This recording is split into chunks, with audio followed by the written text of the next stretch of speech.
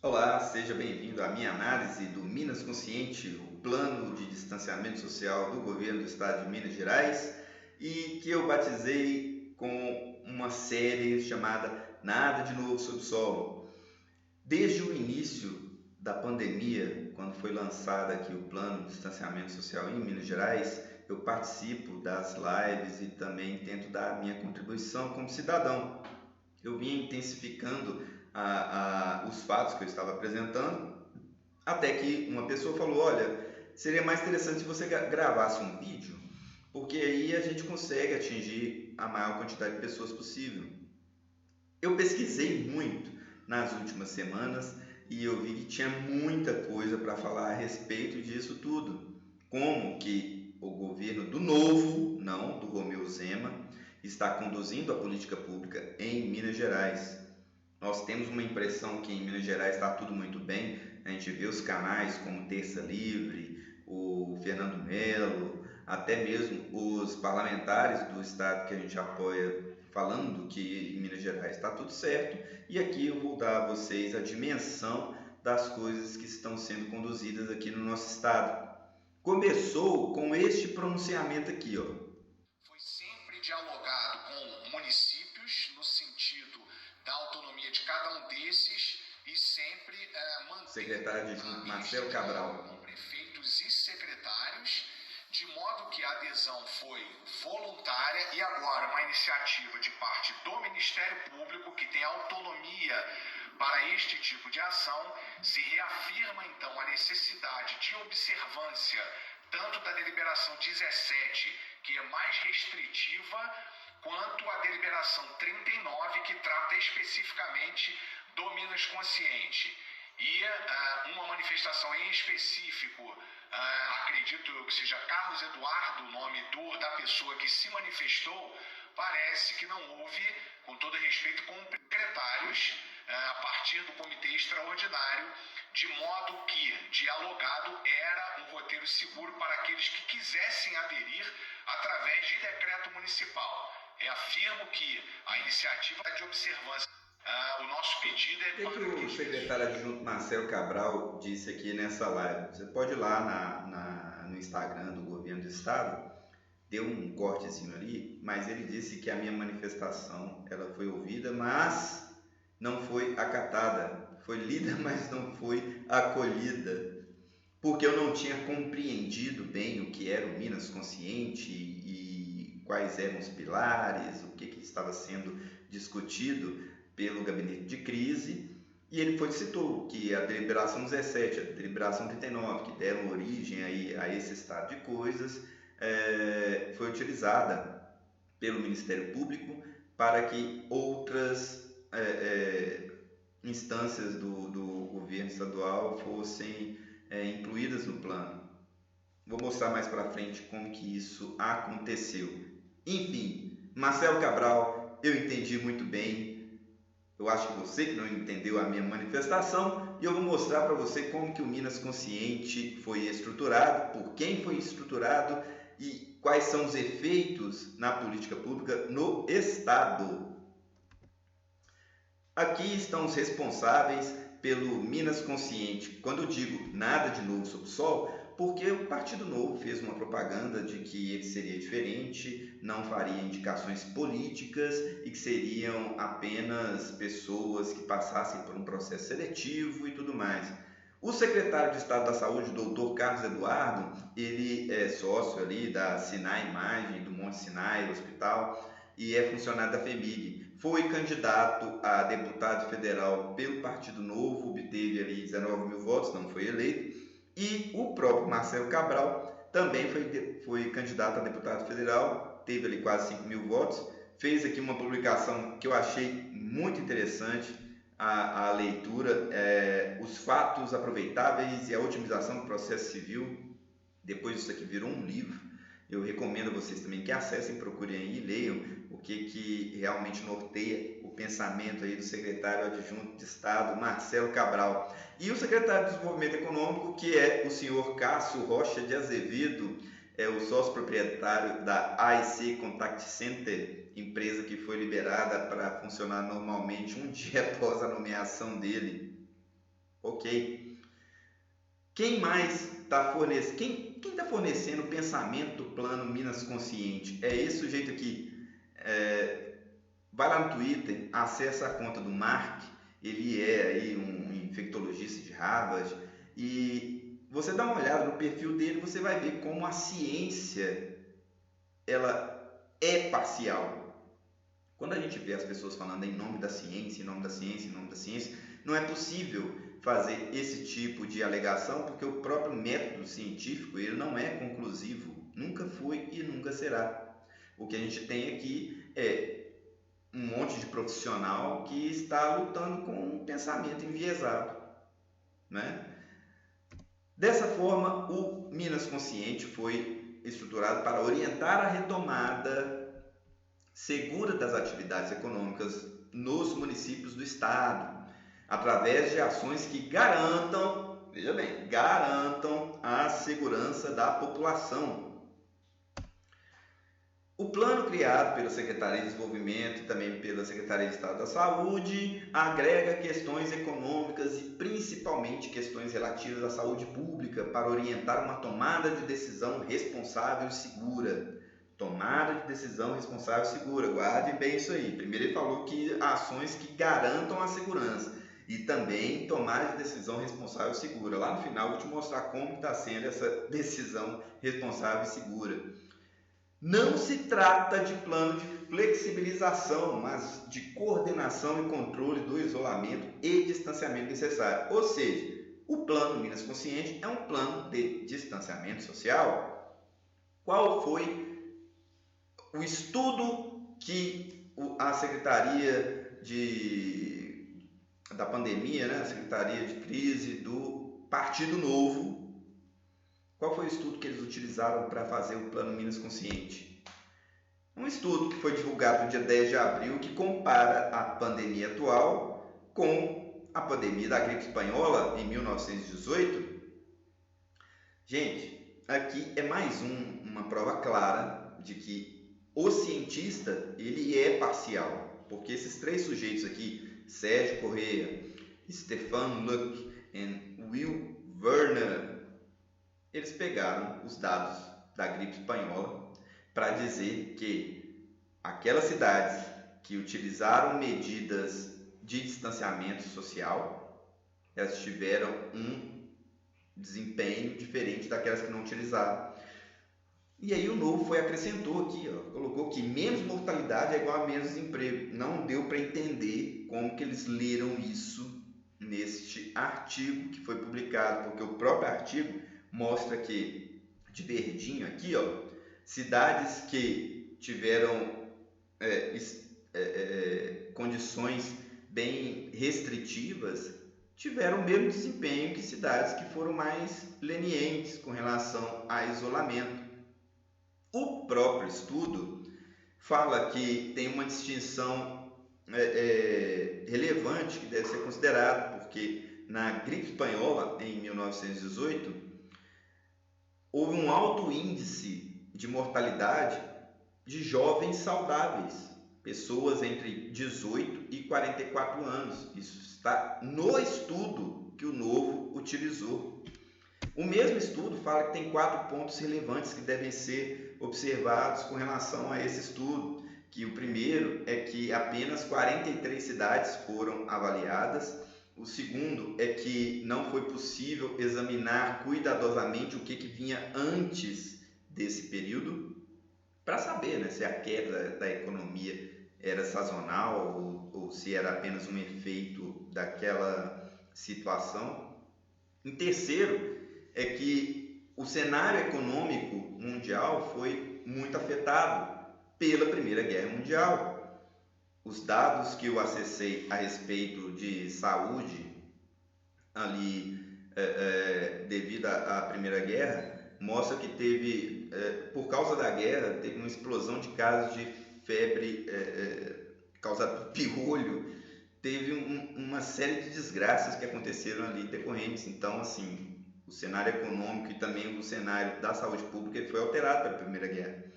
E 4 é que essa análise ela não foi capaz de capturar os dados agregados a respeito dessas distâncias, dessas medidas de distanciamento.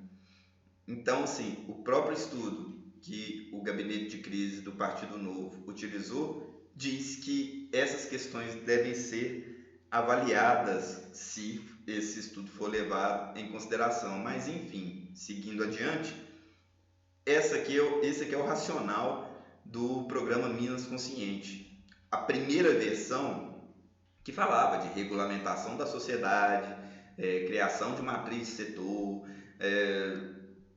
agrupamento por atividade, levava em consideração que no setor em que atua, se a atividade tem um baixo impacto na saúde e se ela tem baixa representatividade na economia, ela está na onda amarela. A mesma onda de uma atividade que tem alto impacto no cenário econômico e que tem um grande impacto na saúde.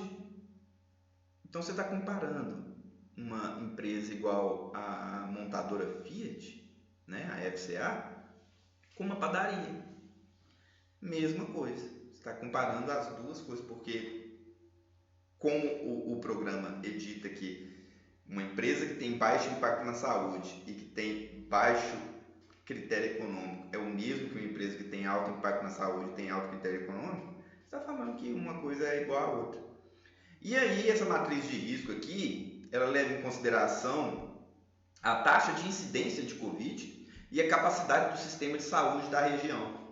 Então, é para ser considerado duas coisas: o critério econômico e o impacto disso na saúde. Como que você vai medir a incidência se não há testes, se não há testagem em massa? Hoje a gente tem aí um número que chega a 100 mil testes no estado de Minas Gerais, com uma população de 20 milhões. Então não tem como dizer que realmente a gente fez uma testagem para olhar a taxa de incidência. Isso é tudo multiplicação de número e é uma multiplicação burra. Porque primeiro foi dito que uma pessoa transmitia para 4, depois uma pessoa transmitia para 1, depois os assintomáticos também transmitiam. Então são dados irrelevantes. Então, quando foi lançado o Minas Consciente, foi dado início ali à corrida do pico. Todo dia era um pico. Ia ser um pico no início de abril, ia ser um pico no dia 15 de abril, ia ser um pico. Gente, nenhuma previsão de pico foi acertada, nenhuma previsão. Aqui, quando do lançamento do programa Minas Consciente, foi estimado que no dia 23 de maio a gente teria pouco mais de 4 mil casos. No dia 23 de maio a gente tinha 6.338 casos. A gente tem aí 50% de aumento em vigência do Minas Consciente. Então não tem nada que suporte esse plano para falar que ele foi um plano bem sucedido. Mas o plano foi lançado, algumas pessoas participaram, algumas prefeituras aderiram, e aí depois veio a questão judicial, com participação do Ministério Público e do Tribunal de Justiça de Minas Gerais. Começou a acontecer uma enxurrada de casos de prefeituras que não queriam aderir e que foram obrigadas a aderir ou pelo menos a observar. É o que o doutor Marcelo Cabral disse ali sobre a manifestação voluntária, né? Quase voluntária, vamos dizer assim. Então, várias prefeituras entraram não querendo participar e começou-se a questionar a solidez do plano Minas Consciente. Eu fiz a minha participação, questionei bastante. O prefeito, eu acho que foi de Coronel Fabriciano, ele também fez as suas manifestações. O prefeito Alexandre Calil, pelo pior que ele seja, ele também não aderiu. Então, o gabinete de crise do Partido Novo fez uma abertura. Não, já que o pessoal não está aderindo, está tendo muito questionamento, a gente vai fazer uma consulta pública. Vamos fazer uma consulta pública e deixar que as pessoas se manifestem. A consulta pública, ela foi colocada à disposição das pessoas, mas para serem observados esses 6 pontos: possibilidade de utilização de critério socioeconômico diferenciado, utilização de protocolo único ao invés de protocolos por setor, porque antes a gente tinha protocolo para padaria, protocolo para indústria, protocolo para cabeleireiro, protocolo de tudo quanto é tipo de situação. Aprofundamento do modelo de intermitência no funcionamento das atividades econômicas. Então, aquilo que foi proposto sobre os horários de funcionamento das atividades socioeconômicas também não foi colocado aqui à disposição. Reclassificação de atividades econômicas é o ponto 4. 5. Alterar a metodologia dos indicadores. E 6. Revisão dos indicadores levando em consideração a tomada de decisão. Cada balãozinho desse aqui, ó, você vai lá, você clica, você vai ver qual é a manifestação que foi dada. Cada questão dessa aqui, gente, tem assim 50, 100 manifestações. E como que são essas manifestações? Tem assim, ó, reabertura dos templos religiosos, aqui a manifestação da Larissa. A gente tem a manifestação aqui da Associação Comercial e Industrial de Barbacena. Apoio plenamente. Essa é a grande manifestação da Associação Comercial e Industrial de Barbacena. Puxa vida, hein? A gente tem aqui o consórcio intermunicipal de urgências. Sugerimos a possibilidade de delegar competências de deliberação municipalizada. Enfim, cada balãozinho desse que você clicar, você vai ver todas as manifestações lá. O gabinete de crise pegou todas essas manifestações e reformulou o Minas Consciente. Vamos fazer a reformulação do Minas Consciente. O Minas Consciente para valer a partir do dia 6 de agosto, já que teve grande participação, né? Então foi lançado. Tá aí. Depois de 3 meses, a gente tem aqui a publicação do Minas Consciente, que tinha um modelo de avaliação PDCA, fizeram a consulta pública com mais de 630 contribuições, naquele modelo que eu mostrei para vocês aqui. Aproximação do plico ou do platô. Então você não sabe se é pico ou se é platô. Beleza, já não tem mais. Se vai ser pico, vai cair, se vai ser platô, vai subir, vai continuar. Não tem. Aumento do número de UTIs.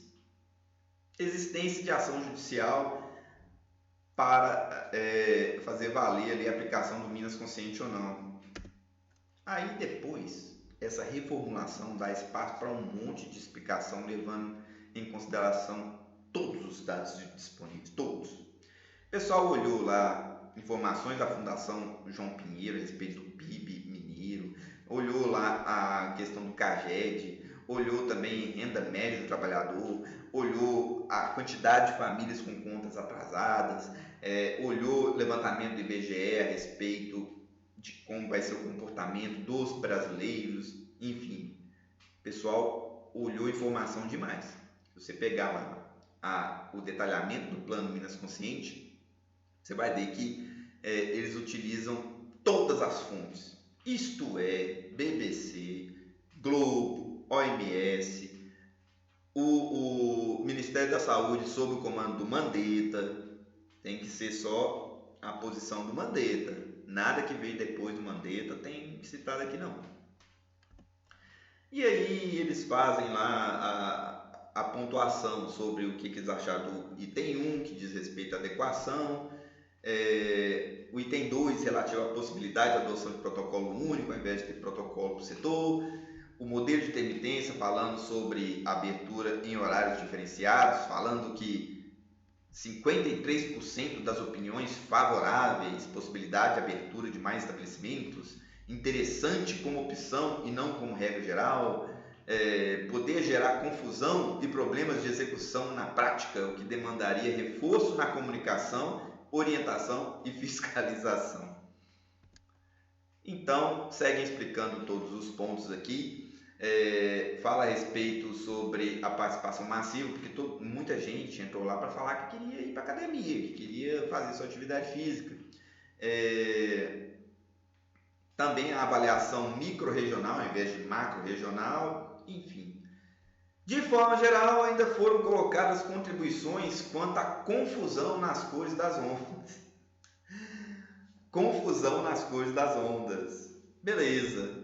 Dessa forma, foi reformulado o programa a respeito sobre o funcionamento das empresas, quais empresas iriam funcionar ou não, onde essas empresas iriam funcionar. Uma empresa lá do Vale do Jequitinhonha ia ter a mesma permissividade de uma empresa do sul de Minas ou do Triângulo, quando elas iriam funcionar, e a respeito do retorno às aulas, é só isso aqui que a gente tem, ó.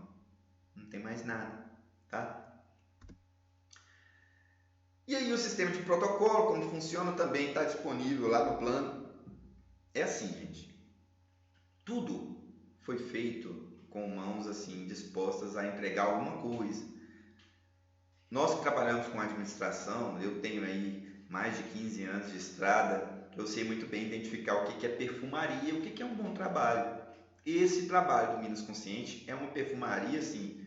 Quem é boticário? Quem é boticário para fazer tanta perfumaria? É muita coisa que não serve para nada, para nada. A gente tem aqui a grande mudança do Minas Consciente, as ondas que davam uma certa confusão. Então a onda que era verde passou a ser vermelha, a onda branca se fundiu com a onda amarela e virou uma onda só, e a onda que era vermelha passou a ser onda verde. E eles ainda detalham aqui, ó, inversão da coloração e diminuição de 4 ondas para 3. Camarada, é assim, é muito punk ver assim, uma perfumaria sendo vendida e assim, todo mundo aceitando isso. E não é só em Minas Gerais, eu vejo que muita gente tem falado que o governo de Minas Gerais tem feito um bom trabalho por causa dos índices,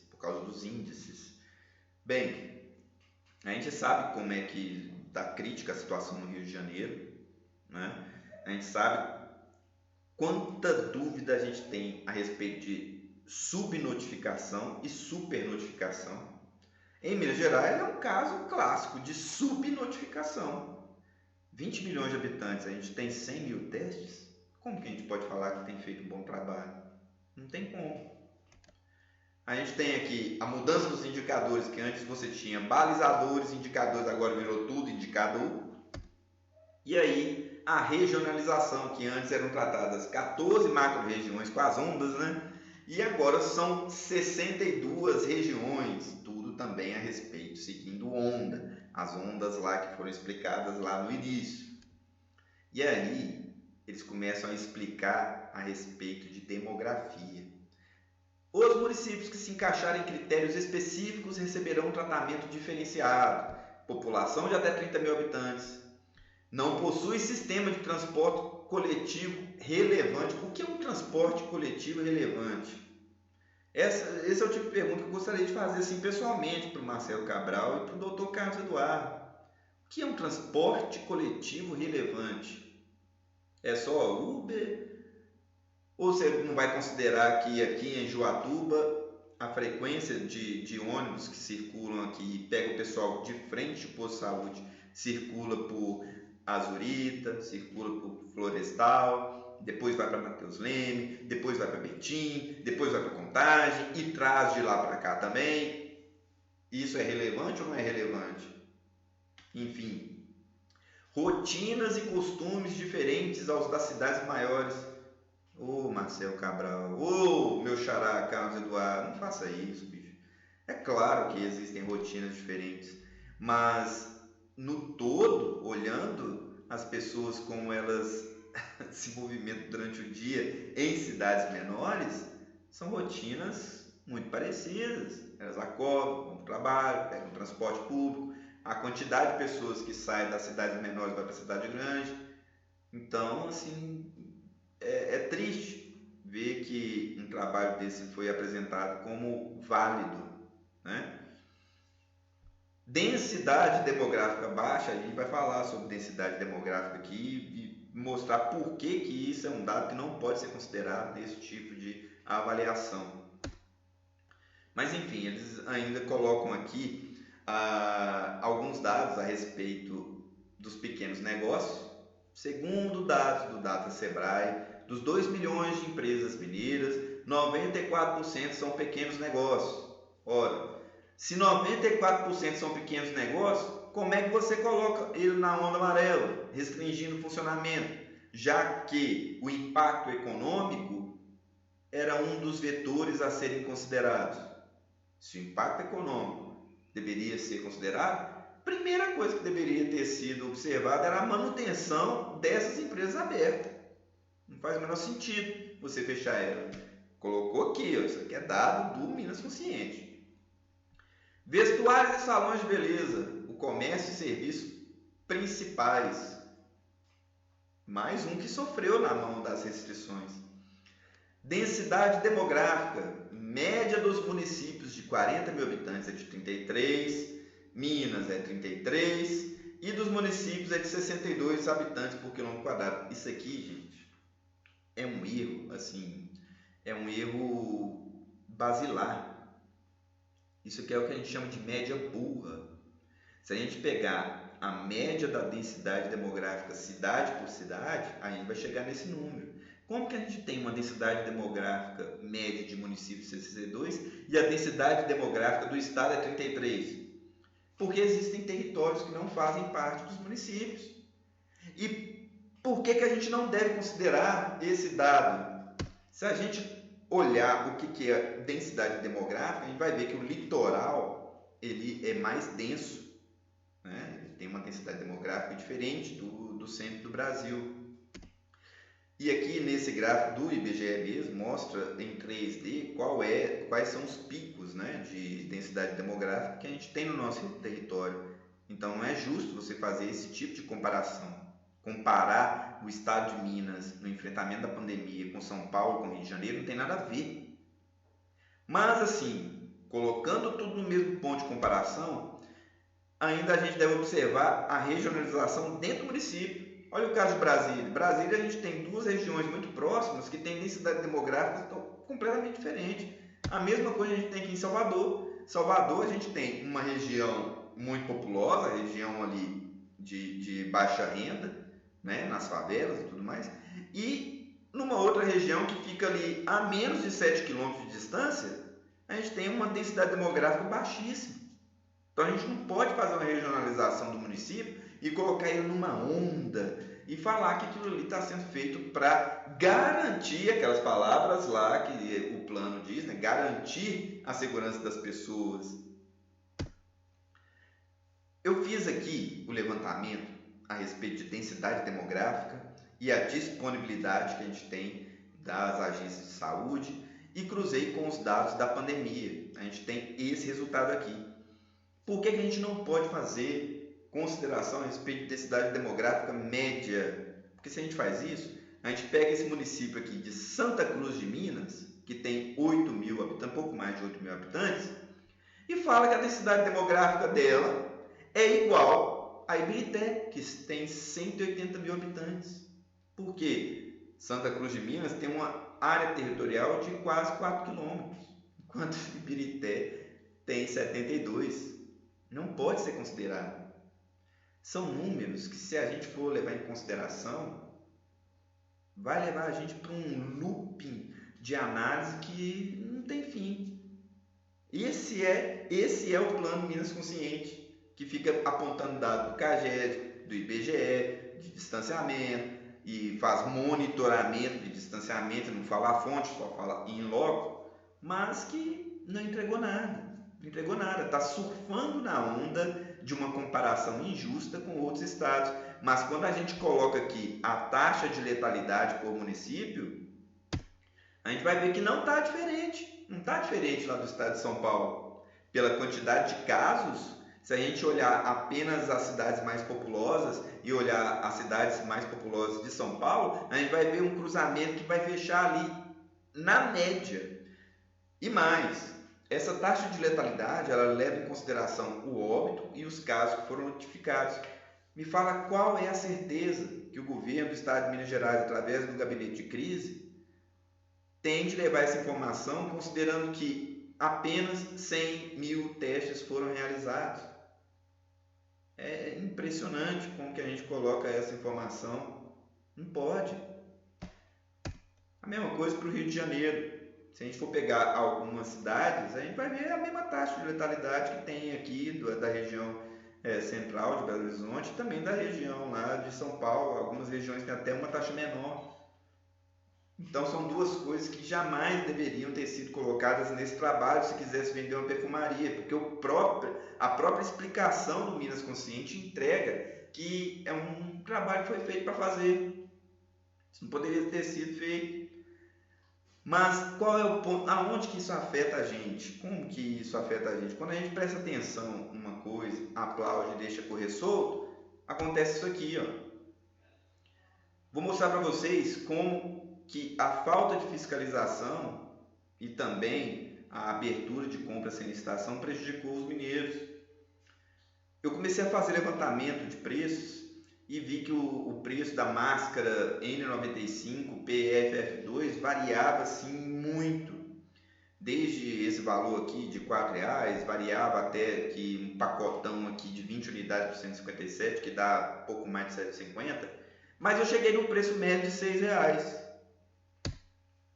Essa aqui é a lista de compras feitas sem licitação pela Secretaria de Estado para enfrentamento da pandemia. Então comprou máscara pelo preço de 19, 7,50, 20, 18, 9, 15, 2, 6, tudo sem licitação. A mesma máscara, tipo N95, carvão ativado e o escambau. Considerando um preço médio competitivo de R$6, o prejuízo na aquisição de máscaras chega a R$16 milhões, gente. R$16 milhões. Digo mais, quem não assistiu, eu recomendo que assista ao documentário da Brasil Paralelo, 7 denúncias sobre o caso da pandemia. É muito bom o documentário. E ele cita o governo de Minas Gerais com relação à aquisição dos respiradores. Vai ver lá que tem um momento que eles dizem, olha, o governo de Minas comprou 700 respiradores e custou R$44 milhões. Em média, cada respirador saiu por 53 mil. Na verdade, quando você entra no detalhe dessa compra, você vê esse emaranhado de erro administrativo. Gente, esse é o tipo de coisa que eu aprendi assim com 6 meses trabalhando na indústria, que a gente não pode comparar banana com laranja. Você tem uma especificação, você tem que seguir essa especificação para fazer um comparativo.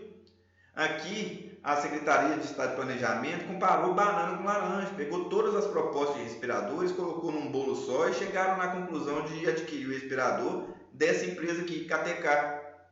E eu fui olhar lá todas as propostas, olhei todas as propostas que foram recebidas. E aí a gente tem a proposta da KTK, a gente tem dessa aqui, tem da Biomed, tem da Elmed. E aí eu vi que esse ventilador que foi adquirido a 70 mil poderia ter sido adquirido por 28. Então aquele número total que a Brasil Paralelo citou no documentário está certo. 700 respiradores totalizaram aí uma compra de 44 milhões. Mas na verdade 562 respiradores foram adquiridos ao preço de 70 mil. Só esses 562 respiradores aqui, ó, prejuízo de 25 milhões. 25 milhões de respirador, 16 milhões em máscara. Ô, gente, só que a gente está falando de quanto de dinheiro? 50 milhões de reais? Se entrar em todas as compras, vocês vão ver lá que foram destinados 10 milhões para reforma e ampliação. Tudo feito sem licitação. E assim, mas a gente tinha que tomar decisão rápido e tudo mais. Para fazer essa pesquisa de preço aqui, eu não gastei mais de 2 dias. Deu muito mais trabalho ficar verificando a rastreabilidade, o racional do Minas Consciente, do que levantar preço. Eu tenho muita experiência com a administração de contratos e compras, e assim, eu vejo que foi assim, algo que foi feito com base numa permissividade. Foi permitido fazer, então foi feito. Esse é o tamanho do prejuízo que a gente está tomando, porque a gente não presta atenção nas coisas. E quando eu falo a gente, é assim, desde quando eu comecei a me manifestar, muitas pessoas achavam que eu estava fazendo militância, apenas militância política, por não ter mais simpatia com o Novo. Eu fui filiado ao Partido Novo até 2016. Eu sou um monte de ex, né? Eu frequentei MBL, fui do Partido Novo, então, assim, tem várias experiências. Implementei ISO 9001 na Câmara Municipal de Vereadores em Sete Lagoas, num processo que depois eu vou falar mais a respeito disso. Mas, enfim, de quem depende, a quem a gente atribui todo esse prejuízo? Eu atribuo ao povo. Isso aqui é um exemplo claro de como o gabinete de crise do Partido Novo, ele não está trabalhando de forma a entregar aquilo que é melhor. Ele só não se equipara ao governo do Estado de São Paulo e ao governo do Estado do Rio de Janeiro por causa dos indícios de corrupção, que eu não sei também, eu não fiz aqui nessa análise esse tipo de investigação, mas os próximos vídeos que eu vou soltar a respeito do Partido Novo em Minas Gerais vai tratar todas as secretarias. A gente vai mostrar como é a gestão do Partido Novo na Secretaria de Educação, a gente vai mostrar como é o governo novo em todas as instâncias, como os parlamentares do Partido Novo estão atuando frente ao atendimento das demandas. Isso depois vai virar registro. Espero que muito material possa ser reunido para que possa ser publicado, e isso, tudo que eu estou fazendo é a minha contribuição para a sociedade. Espero que mais pessoas possam fazer esse tipo de manifestação também. Quem quiser saber mais a respeito das bases que eu utilizei, pode me mandar uma mensagem. Está aqui, ó, o meu Instagram. E se você tem um candidato, aí, pré-candidato a vereador, manda esse vídeo para ele. Se ele souber fazer uma análise a respeito do que eu fiz e também a respeito do Minas Consciente, dê voz a esse cara. Agora, a gente está passando por um processo pré-eleitoral em que muitas pessoas estão escolhendo ficar em cima do muro. E falar que o Minas Consciente é um plano bom, isso não é nada honesto. Muito obrigado pela sua atenção, fique com Deus, e na próxima oportunidade eu vou falar mais sobre a política no Estado, porque não há nada de novo sob o sol. Até mais um.